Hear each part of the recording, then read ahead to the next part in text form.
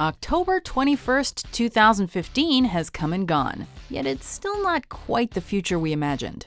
Welcome to WatchMojo.com, and today we're counting down our picks for the top 10 things Back to the Future Part 2 promised that we still haven't gotten. Before we begin, we publish new videos every day, so be sure to subscribe for more great content. For this list, we're focusing on those things that Marty and Doc experienced during their time in 2015 that just haven't come to fruition yet, or are not nearly as commonplace as the film promised us they would be by now. The intent here is to gain a clear perception of humanity. Where we've been, where we're going, the pitfalls and the possibilities, the perils and the promise. Perhaps even an answer to that universal question. Why? Number 10. Hair Repair, Change of Blood. This classic time travel flick predicted some major technological innovations, including advancements in the world of cosmetic surgery. Doc brags to Marty about his visit to a skin rejuvenation clinic, where he received treatments such as a hair repair and a change of blood that would add decades to his life. I went to a rejuvenation clinic and got a whole natural overhaul. They took out some wrinkles, did a hair repair, change of blood. While cosmetic surgery has made huge advancements since 1985 in the form of Botox, hair plugs, and other methods that can make someone appear decades younger, a change of blood at this point is more of an emergency life-saving procedure, as opposed to the anti-aging technique proposed in the film. What do you think? You look great, Doc. Number 9. Jaws 19. As Marty walks through Future Hill Valley on his way to the Cafe 80s, he stops to take in the view. While gazing, Marty stands in front of the Holomax movie theater, where he is suddenly attacked by a shark. To Marty's surprise, the shark is a hologram coming out of an ad for Jaws 19, directed by Max Spielberg. Of course, Max Spielberg didn't follow in his father Steven's footsteps, and the Jaws series stopped at 4 movies. That's probably for the best, but we'd still love to see more 3D hologram billboards. Shark still looks fake. Number 8. Accurate weather predictions. Everyone may have pretty reliable weather apps on their phones these days, but they are nothing compared to the second-by-second updates that exist in Marty and Doc's 2015.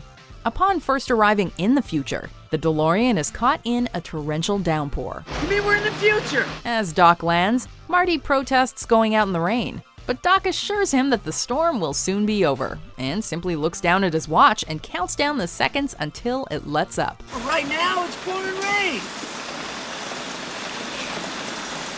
Wait 5 more seconds.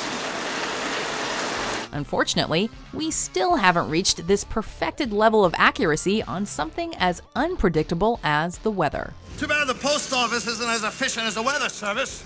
Number 7. UpsideDown back-fixing machine. Medicine is always advancing, but the real future hasn't quite caught up with the contraption that George is suspended from when he enters the McFly home. What happened to Grandpa? Oh, he threw his back out again. How's Granddad's little pumpkin? According to the film, George needs this machine after throwing his back out playing golf, but it can be assumed that the real motive behind the dangling George McFly is to help mask the fact that Crispin Glover did not return to play the character. And not you, nor anybody else on this planet is going to make me change my mind. Apparently, in this version of the future, the remedy for a bad back is to be hung upside down in traction from some kind of floating machine. Sounds like more fun than physio. Number 6. Food hydrators. Forget 30 minutes or less. The McFlys get their pizza in 30 seconds or less. I brought pizza for everyone. Oh, who's gonna eat all that? Oh, I will. Thanks to their Black & Decker hydrator, Lorraine pops a silver dollar-sized pizza in and pulls out a full-sized pie big enough to feed the whole family almost instantly. Hydrate level 4, please. But it's not just fast food that the film predicted would speed up. The McFlys also own a voice-activated, retractable, in-home garden center that supplies them with fruit and vegetables upon request. First place. Thank you.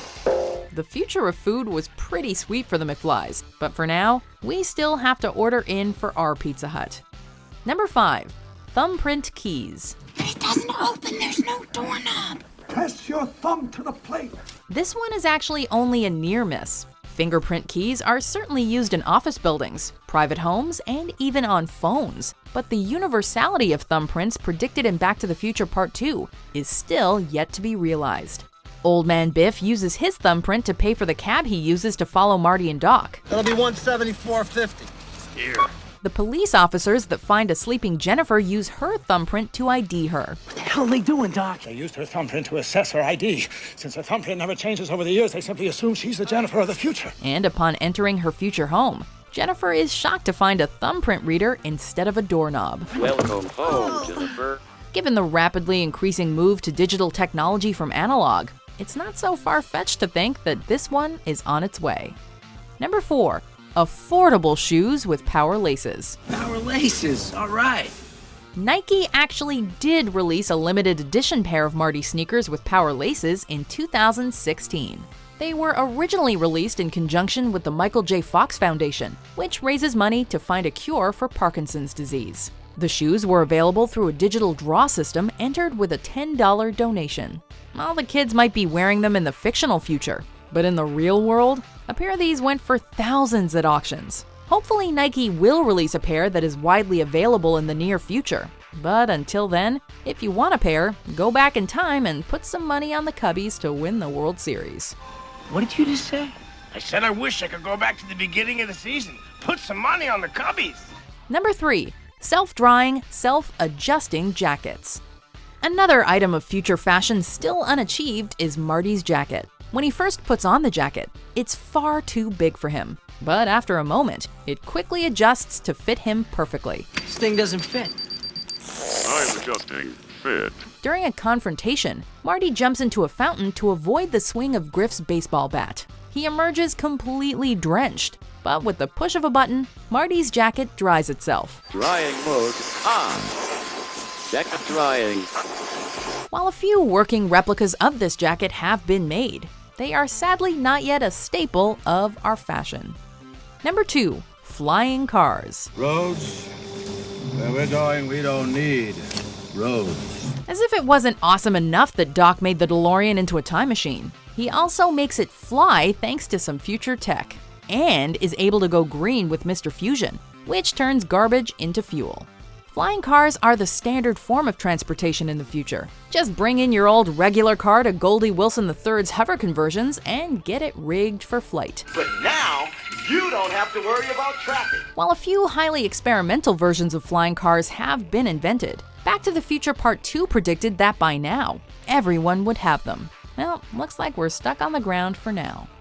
Before we unveil our number 1 pick, here are some honorable mentions. You can trust your car to the system with the star. Checking oil. Checking landing gear.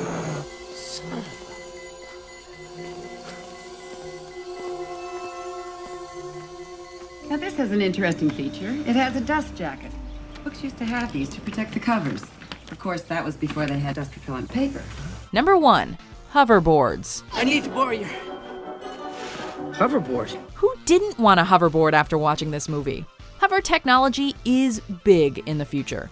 So big, in fact, that it's even used in children's toys. As Marty flees from Griff, he borrows a little kid's hoverboard and relies on his old-school skateboarding skills to escape.